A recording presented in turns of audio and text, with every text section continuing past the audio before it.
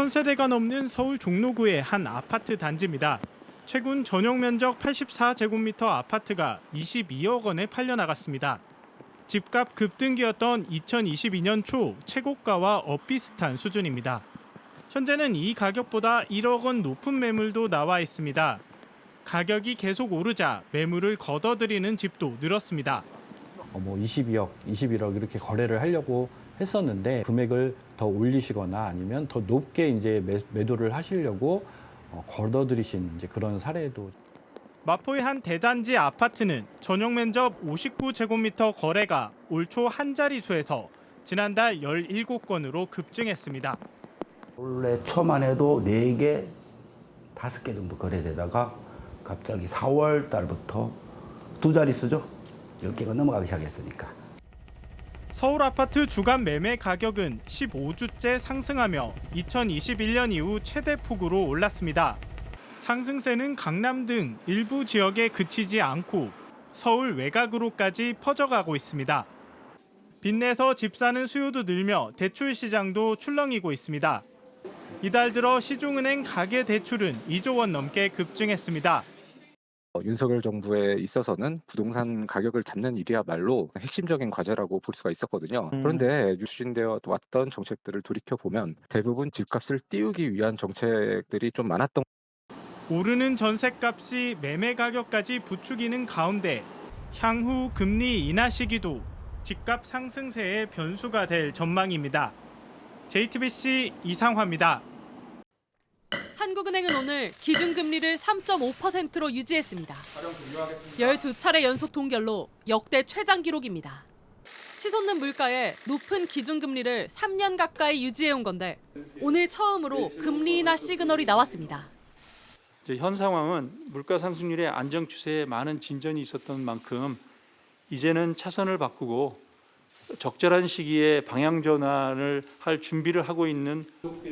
금통위원 2명은 3개월 안에 금리 인하 가능성도 언급했습니다. 하지만 최근 과열 양상을 보이고 있는 부동산 시장 등을 고려하면 당장은 어렵다는 게 중론입니다. 이번 주 서울 아파트 값은 전주보다 0.24% 올랐습니다. 약 6년 만에 최대 폭으로 오른 건데 최근 들어 상승세가 더 가팔라졌습니다.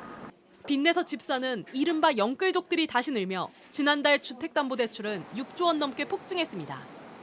이창용 한국은행 총재도 금리 인하에 대한 과도한 기대는 경계했습니다.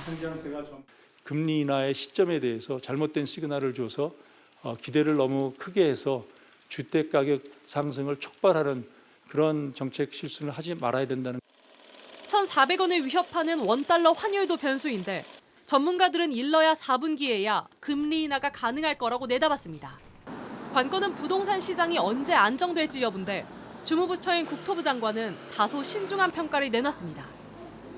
박상우 장관은 오늘 간담회에서 추세적 상승 전환은 아니라고 확신한다며 지역적, 일시적으로 일어나는 잔등락이라고 말했습니다. 특정 지역에서만 수요가 몰리고 있고 3기 신도시 등 공급도 충분하다는 겁니다. 다만 수도권 곳곳에서 공사비 갈등이 빚어지고 있는 데다 부동산 시장 변동성도 커지는 상황에서 가격 안정 대책이 시급하다는 지적도 나옵니다.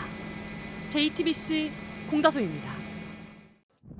부동산이 호황이던 3년 전 한 건설사가 LH로부터 3천억 원에 낙찰받은 인천 영종 하늘도시의 주상복합 아파트 부지입니다. 49층 건물을 올려 1,300여 가구를 공급할 계획이었는데 최근 해당 건설사는 계약금 300억 원을 포기하고 사업을 접었습니다. 사업성이나 리스크 측면에서 불확실성이 크다라고 판단을 했기 때문에 비슷한 이유로 곳곳에선 사전 청약 취소도 잇따르고 있습니다. 문자 한 통에 내 집 마련 꿈이 물거품이 된 사람들은 거리로 나왔습니다. 어떻게 이렇게 아무 책임도 안 지고 시행사 역시도 문자 한 통만 보내면 끝인 것처럼. 이렇게 취소된 곳은 올해만 벌써 1,500여 가구. 시행사들은 부동산 경기가 악화되며 아파트 건설이 현실적으로 어려워졌다고 말합니다. 정부는 공급 상황이 나아지고 있다고 평가합니다. 착공 물량도 지난 4월, 5월 2개월 연속해서 지난해 동기 대비 큰 폭으로 증가했습니다. 성과가 나오는 것이 아닌가라고 스스로 자평을 해봅니다.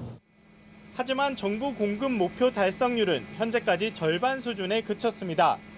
정부는 지난해부터 2년간 전국에 101만 가구를 공급하겠다고 했지만 실제 공급 물량은 51만 가구입니다. 가파른 부동산 가격 상승세에 공급도 차질을 빚는 상황에서 정부는 하반기 3기 신도시에 희망을 걸고 있습니다. JTBC 이상화입니다.